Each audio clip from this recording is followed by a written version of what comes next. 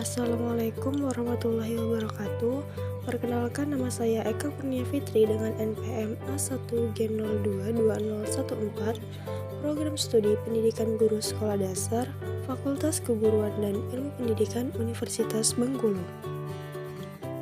Baiklah, di sini saya akan menyampaikan materi bab 10, yaitu tentang manajemen pembiayaan sarana dan prasarana, dengan tujuan untuk kita mengerti tentang apa itu pembiayaan dan manajemen sarana dan prasarana. Yang pertama itu ada pembiayaan. Yang pertama ada konsep pembiayaan pendidikan. Pembiayaan pendidikan adalah upaya mengumpulkan dana untuk membiayai operasional dan pengembangan pendidikan untuk meningkatkan kualitas sumber daya manusia, sehingga mampu bekerja sama di lingkup lokal, regional, nasional, maupun internasional. Nah, kemudian yang kedua ada landasan hukum pembiayaan pendidikan. Menurut Baharudin pada tahun 2010 menyebutkan bahwa landasan hukum pembiayaan pendidikan terdiri atas A, yaitu ada dasar yuridis di mana ada Pancasila. Pancasila sebagai kedaulatan tertinggi dan menjadi landasan hukum atas setiap penyelenggaraan segala bentuk kegiatan. Yang kedua ada Undang-Undang Dasar 1945. Setiap yang mendukung terlaksananya pendidikan harus dilaksanakan sebaik mungkin sesuai alinea keempat. Selanjutnya yaitu yang ketiga ada peraturan perundang-undangan, yaitu lembaga pendidikan dalam melaksanakan tugasnya menerima dana dari berbagai sumber. Selanjutnya ada B, dana filosofis. Hampir dapat dipastikan bahwa proses pendidikan tidak dapat berjalan tanpa dukungan biaya yang memadai. Yang ketiga ada sumber keuangan sekolah, yaitu antara lain ada orang tua. Kontribusi orang tua semakin penting pada saat pemerintah tidak mempunyai kemampuan untuk membiayai kebutuhan sekolah yang memadai. B, pemerintah pusat. Yang pertama itu memberikan dana hibah untuk sekolah. Yang kedua membayar gaji para guru. Yang ketiga membantu proyek pencarian dana sekolah berupa penyediaan tenaga ahli bahan dan peralatan.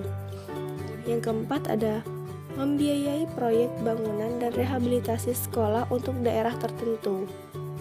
Yang C yaitu ada pemerintah daerah. Dana ini berasal dari pendapatan yang dikumpulkan daerah berupa pajak. Kemudian ada D yaitu masyarakat.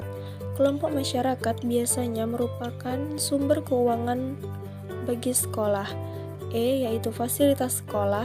Fasilitas sekolah dapat menghasilkan uang yang besar jumlahnya. Yang F ada siswa. Siswa dapat menjadikan sumber keuangan yang baik.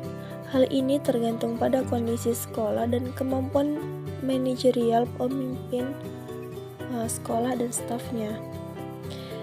Yang G ada pemilik sekolah atau yayasan. Sebagian sekolah dibangun oleh badan-badan keagamaan atau yayasan usaha sosial yang bukan pemerintah. Yang keempat ada kategori biaya pendidikan. A. Biaya langsung dan tidak langsung. Biaya yang langsung berproses dalam produksi pendidikan di mana biaya pendidikan ini secara langsung dapat meningkatkan mutu pendidikan. Biaya langsung akan berpengaruh terhadap output pendidikan. Sedangkan ada yang B yaitu biaya masyarakat dan biaya pribadi.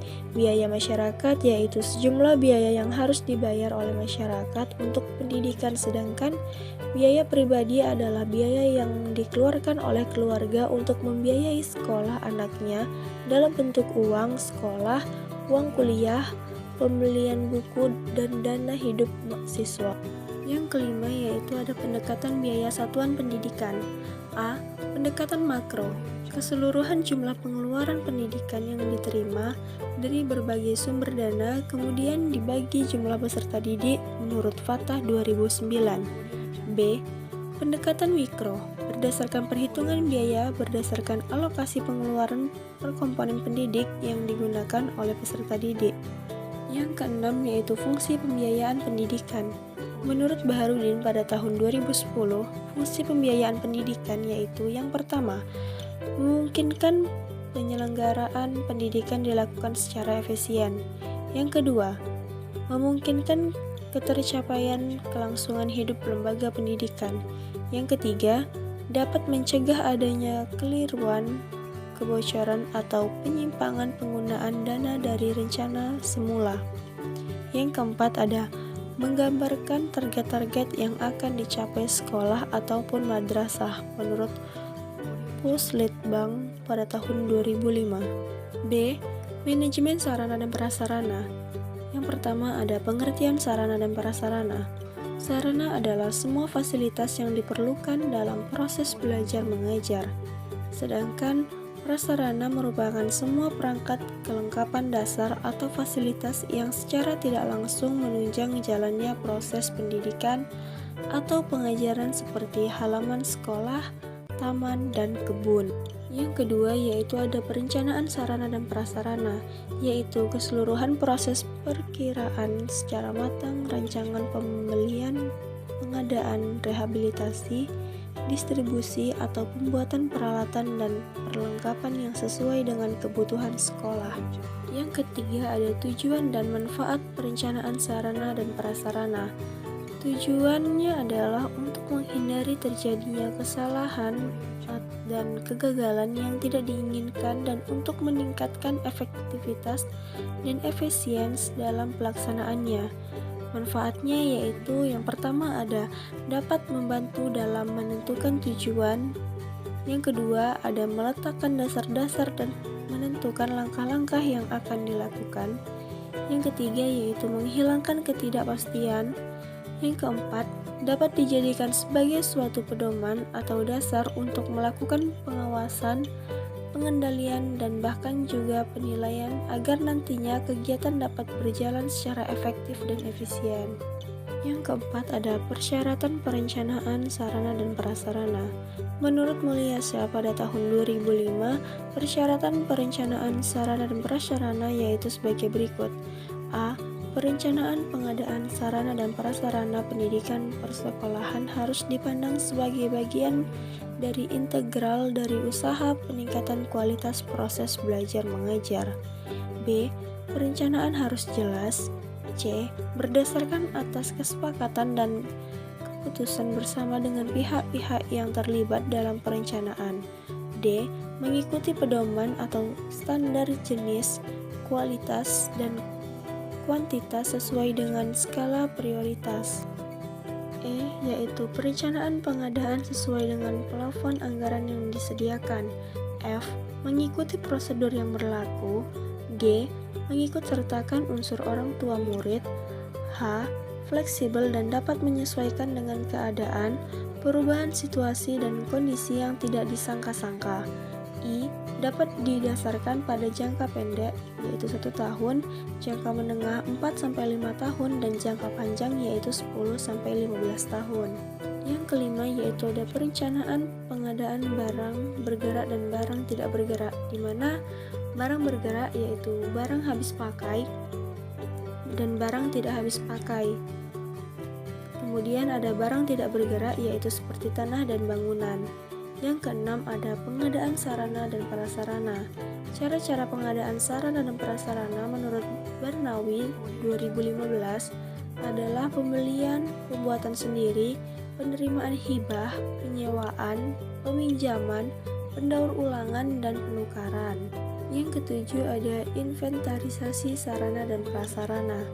Inventarisasi sarana dan prasarana pendidikan menurut Barnawi tahun 2015 adalah pencatatan atau pendaftaran barang-barang milik sekolah ke dalam suatu daftar inventaris barang secara tertib dan teratur menurut ketentuan dan tata cara yang berlaku. Yang kedelapan yaitu pemeliharaan sarana dan prasarana. Pemeliharaan sarana dan prasarana pendidikan menurut Barnawi 2015 adalah kegiatan untuk melaksanakan pengurusan dan pengaturan agar semua sarana dan prasarana selalu dalam keadaan baik dan siap untuk digunakan secara berdaya guna dan berhasil guna dalam mencapai tujuan pendidikan. 9 yaitu penghapusan sarana dan prasarana. Penghapusan sarana dan prasarana adalah proses kegiatan yang bertujuan untuk mengeluarkan atau menghilangkan sarana dan prasarana dari daftar inventaris, karena sarana dan prasarana tersebut sudah dianggap tidak berfungsi sebagaimana yang diharapkan, terutama untuk kepentingan pelaksanaan pembelajaran di sekolah. Itulah tadi pemaparan materi dari saya. Semoga mudah untuk dipahami. Thank you for watching and see you soon. Wassalamualaikum warahmatullahi wabarakatuh.